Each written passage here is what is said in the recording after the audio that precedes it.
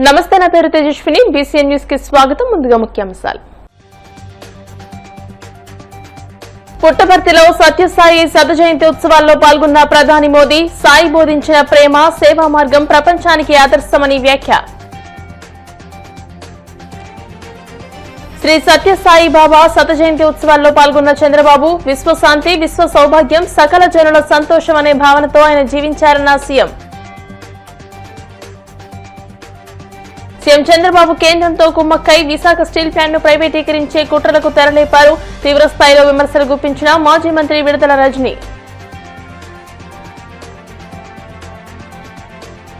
తిరుమల శ్రీవారిని దర్శించుకున్న పలువురు సినీ రాజకీయ ప్రముఖులు, ఆలయ మర్యాదలతో స్వాగతం పలికిన అధికారులు. పుట్టపర్తికి రావడం ఎంతో సంతోషంగా ఉందని ప్రధాని మోదీ వ్యాఖ్యానించారు. సత్యసాయి జయంతి వేడుకల్లో పాల్గొనడం తన అదృష్టమని పేర్కొన్నారు. సత్యసాయి భౌతికంగా లేకున్నా ఆయన ప్రేమ మనతోనే ఉందని చెప్పుకొచ్చారు. ఈ సందర్భంగా సత్యసాయి స్మారక నాణెం విడుదల చేశారు. అనంతరం ప్రధాని మోదీ ప్రసంగించారు. సత్యసాయి బాబా బోధనలు ఎంతో మందికి మార్గం చూపాయని కొనియాడారు. ప్రేమ, శాంతితో కూడిన వసుదైక కుటుంబం భావన సత్యసాయిదని తెలియజేశారు. విశ్వశాంతి విశ్వ సేవను బాబా మనకు చాటి చెప్పారని అన్నారు. మానవ జీవితంలో సేవ చాలా ముఖ్యమని సత్యసాయి చెప్పారని గుర్తు చేశారు. అందరినీ ప్రేమించాలి, అందరికీ సేవ చేయాలి, ఇదే బాబా నినాదమని వివరించారు. आज इस पावन भूमि पुट्टपर्थी में आप सभी के बीच उपस्थित होना मेरे लिए एक भावात्मक और आध्यात्मिक अनुभव है। मुझे कुछ देर पहले बाबा की समाधि पर श्रद्धा सुमन अर्पित करने का अवसर मिला। उनके चरणों में नमन करना, उनका आशीर्वाद प्राप्त करना, ये अनुभव हमेशा हृदय को भावनाओं से भर देता है। साथियों, श्री सत्य साई बाबा का यह जन्म शताब्दी वर्ष हमारी पीढ़ी के लिए सिर्फ एक उत्सव नहीं, यह एक दिव्य वरदान है। आज भले ही वे हमारे बीच दैहिक स्वरूप में नहीं है,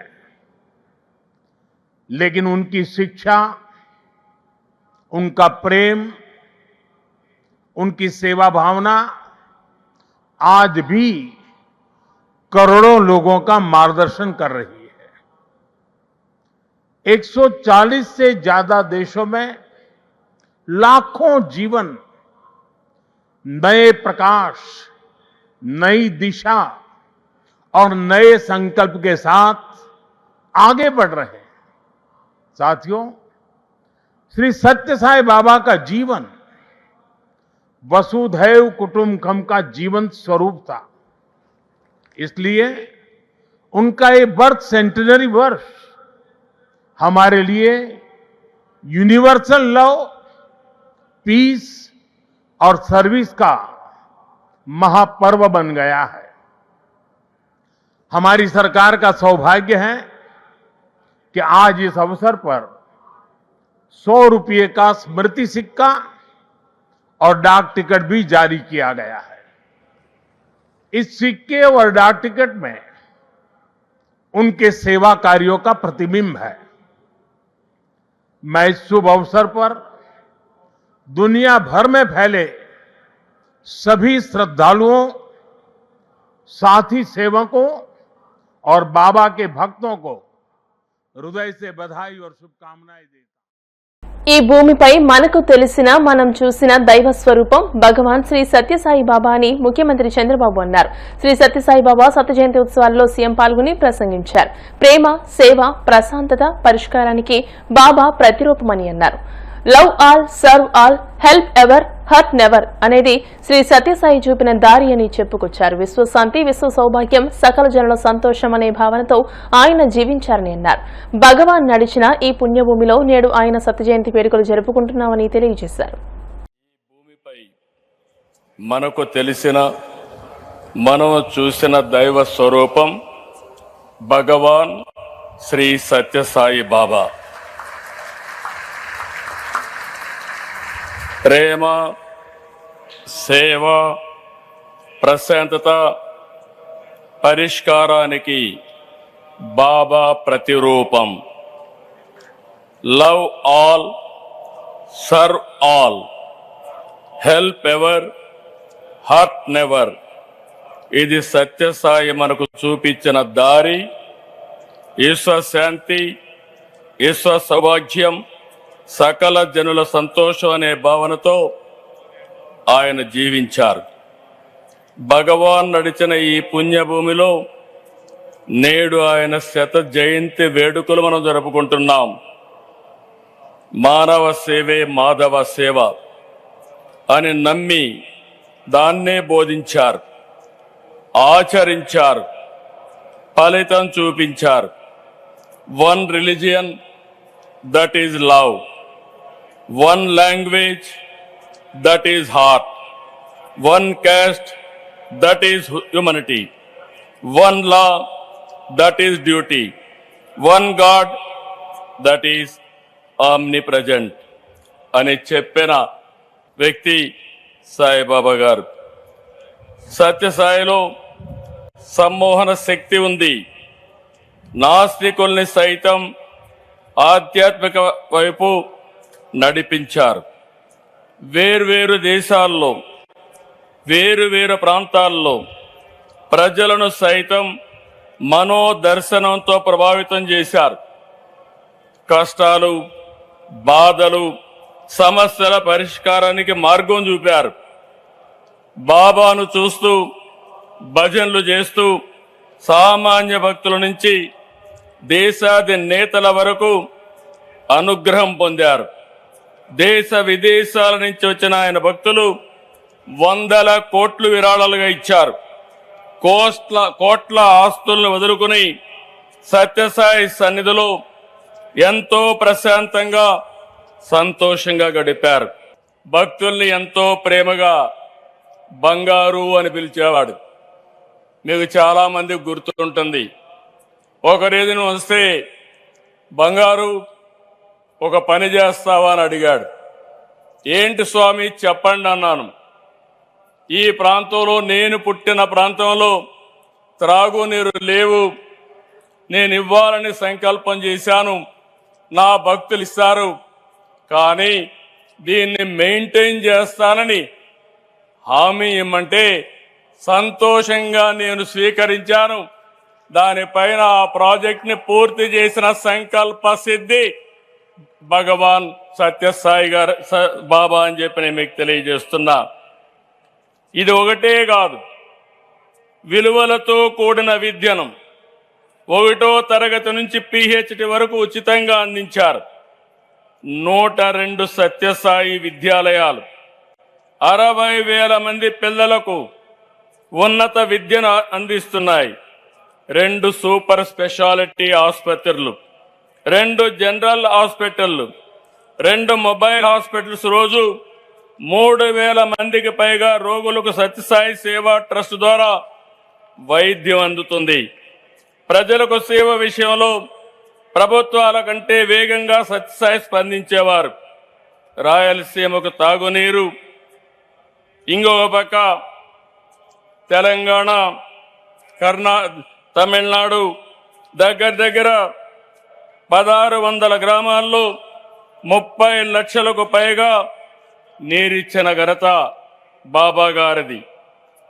సత్యసాయి సేవలు ప్రపంచమంతా విస్తరించేలా 1972లో ఏర్పాటైన సత్యసాయి సెంట్రల్ ట్రస్ట్ కృషి చేస్తుంది. ఈ ట్రస్ట్ అయితే 140 దేశాల్లో 200 కేంద్రాల్లో సేవ అందిస్తుంది.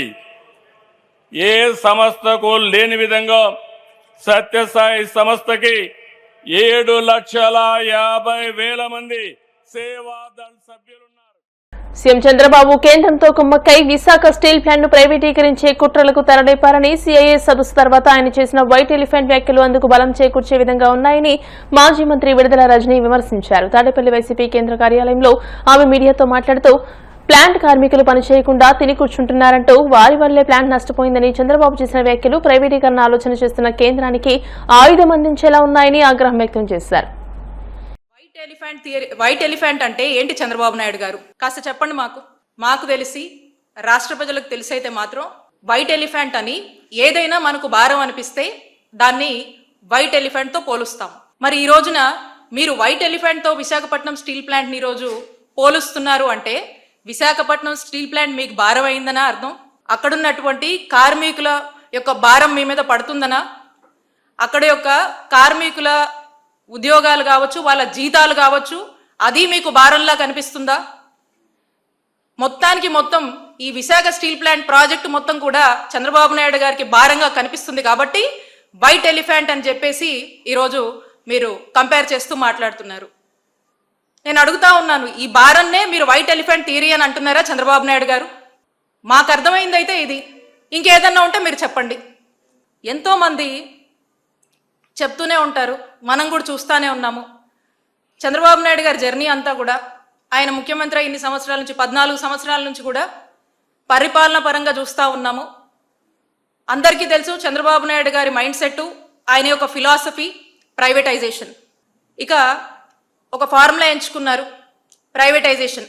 ప్రతిదీ కూడా ఆయన అధికారంలోకి వస్తే, జనరల్గా ఏ ముఖ్యమంత్రి అయినా కూడా అధికారంలోకి వస్తే అక్కడ ఉన్నటువంటి ఆ గవర్నమెంట్ సెక్టార్ని, పబ్లిక్ సెక్టార్ని స్ట్రెంగ్తెన్ చేయాలి, ఆ పబ్లిక్ సెక్టార్ని బాగా చూసుకోవాలి, ఇంకా కావాల్సినటువంటి అన్ని విధాలుగా ఆ చక్కటి అడ్మినిస్ట్రేషన్ ఇవ్వాలి, ఉన్నటువంటి ఆ గవర్నమెంట్ సెక్టర్ని స్ట్రెంగ్తెన్ చేస్తూ ముందుకు వెళ్ళాలని చెప్పేసి అడ్మినిస్ట్రేషన్ ముందుకు వెళ్తుంది.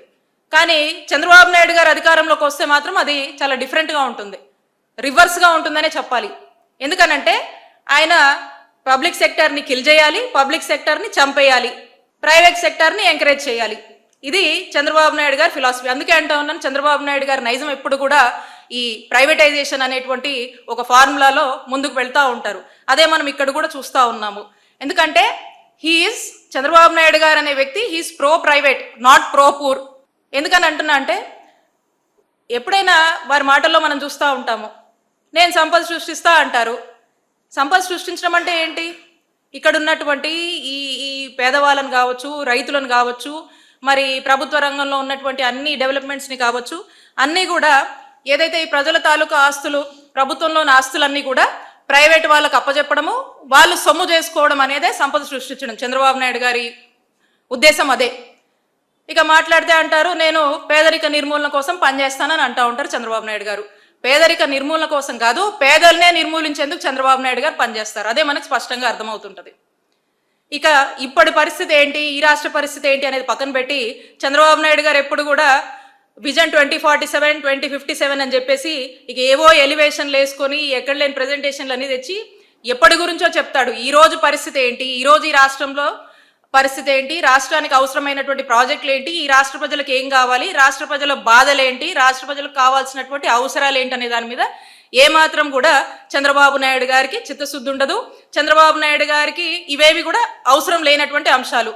ఎంతసేపు ప్రైవేటైజేషన్ లేదా ఇక ప్రొజెక్టెడ్ విజన్ గురించి, వాటికి సంబంధించినటువంటి ఎలివేషన్ల గురించే ఆయన ఎంతసేపు కూడా ఫోకస్ చేస్తూ ముందుకు వెళ్ళటం మనం చూస్తూ ఉన్నాం. మేము అదే అడుగుతా ఉన్నాము, ఈ విశాఖ స్టీల్ ప్లాంట్ ప్రైవేటైజేషన్ అనేటువంటి అంశం గురించి అసలు మీరు చెప్పగానే మీరు ఈ వైట్ ఎలిఫెంట్ అది ఇదని చెప్పేసి మీ ఇన్సైడ్ మీ మైండ్ సెట్లో ఉన్నటువంటి ప్రైవేటైజేషన్ని మీరు రబ్ చేసే పని చేస్తూ ఉన్నారు. అదే మాకు స్పష్టం అవుతా ఉంది.